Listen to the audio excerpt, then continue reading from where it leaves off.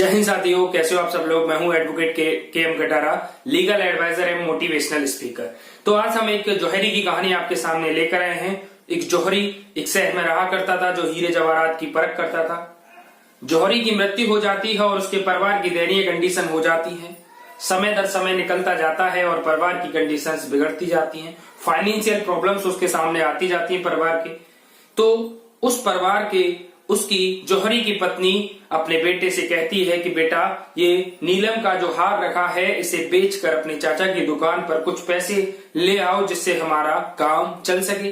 तो वह बेटा, वो लड़का, जौहरी का जो लड़का था, वह उस नीलम के हार को लेकर अपने चाचा की दुकान पर जाता है और चाचा से कहता है कि चाचा, इस हार को लो और कुछ पैसे हमें दे दो। चाचा उस हार को अच्छे से गहनता से परखता है, देखता है, जानता है, समझता है और कहता है कि बेटा, इस हार की कीमत इस समय मद्दी चल रही है, इस जो है इसकी वैल्यू मद्दी है। कुछ समय बाद अगर तुम इसको बेचोगे तो इसकी कीमत आपको अच्छी मिल जाएगी।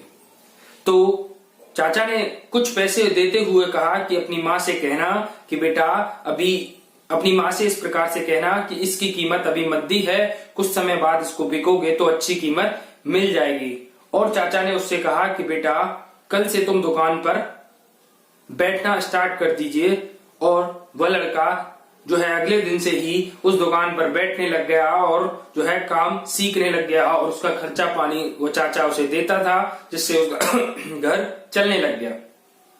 जब चाचा ने उस लड़के को काम सिखाया तो 2-3-4 साल बाद वह लड़का बहुत ही परफेक्ट हो गया परखने में। दूर दूर के लोग उस पर हीरे जवाहरात की परख कराने के लिए आते थे, क्योंकि वो बहुत ही एक्सपर्ट लड़का हो गया था हीरे जवाहरात की परख के लिए। तब एक दिन चाचा ने उससे कहा कि बेटा, तुम एक बार नीलम का हार बेचने के लिए लेकर आए थे, जाओ अपनी माँ से कहना कि इस समय बाजार बहुत तेज चल रहा है और उस हार को बेच दिया जाए।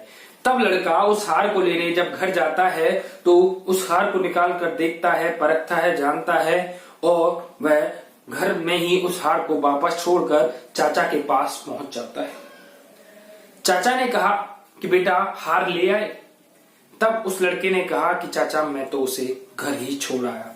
तो चाचा ने कहा, क्यों बेटा, इस समय तो उसकी कीमत और महंगी हो गई है, उसे तो बेच दो। चाचा ने इस प्रकार से कहा कि बेटा, इस समय तो उसकी कीमत बहुत ही अधिक हो गई है, उसको बेच दो। क्यों नहीं लेकर आए, क्यों घर छोड़ के आ गए? तब उस लड़के ने कहा कि चाचा, वो तो हार नकली है, वो हार तो नकली है। तब चाचा ने कहा कि बेटा, अगर मैं इसी बात को तुमसे उसी दिन कहता कि बेटा ये तो हार नकली है, तो तुम और तुम्हारी माँ ये कहती कि चाचा भी हमारे बुरे समय में मजाक बना रहे हैं, हमारे सामान को नकली बता रहे हैं, जिससे हमारी जो है दयनीय कंडीशन है उसका मजाक बनाकर हमारे सामान को नकली बता रहे हैं और पैसे देने की कंडीशन में नहीं है। तो जो है इसलिए मैंने तुमसे कहा था कि अपनी माँ से कहना कि इसे अभी नहीं, कुछ समय बाद बेचना, जिससे आपको पता चल सके कि बेटा हकीकत क्या है। अगर मैं ऐसा कहता तो आपको लगता कि हमारी दयनीय कंडीशन के कारण चाचा हमारा मजाक बना रहे हैं और हमारी चीज को नकली बता रहे हैं। तब उस बात का उस लड़के को एहसास हुआ कि भैया, जो चीज हम देखते हैं, समझते हैं, ज्ञान ना होने के कारण वो हमें जो है हकीकत लगती है कि भाई हमें इस चीज के बारे में नॉलेज नहीं है, तो ये जो है वो हकीकत है, सामने वाला जो कह रहा है वो गलत है, ये जो दिख रहा है वही हकीकत है। परंतु ऐसा नहीं होता। इस कहानी से प्रेरणा मिलती है कि जो दिख रहा है वो हमेशा हकीकत नहीं होता है, क्योंकि हमें उस चीज का प्रॉपर ज्ञान नहीं होता है। अगर हमें प्रॉपर ज्ञान होता है तो हम उसको परख सकते हैं, समझ सकते हैं। इसीलिए बिना सोचे समझे, बिना ज्ञान के किसी पर शक नहीं करना चाहिए, क्योंकि हर कोई एक जैसा नहीं होता। अपने रिश्तों को बचा के रखिए, क्योंकि रिश्ते अनमोल हैं। अगर कुछ मैंने एक इमेज देखी थी कि एक रोड था और रोड के जस्ट बगल में एक पेड़ था और पेड़ को बचाते हुए रोड को घुमावदार बना दिया गया और कहा उस जगह ये लिखा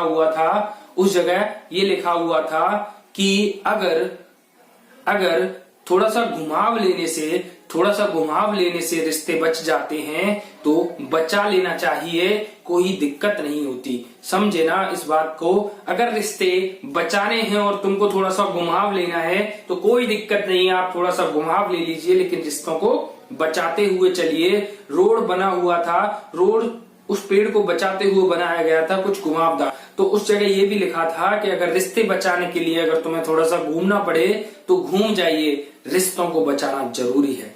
इसलिए दोस्तों यही मैं एंड करता हूं। ऐसे ही मोटिवेशनल स्पीच सुनने के लिए, कहानियां सुनने के लिए आप हमारे इस चैनल को सब्सक्राइब कर लें और मिलते हैं नेक्स्ट स्टोरी के साथ, बेहतरीन मोटिवेशनल स्टोरी के साथ। जय हिंद, जय भारत।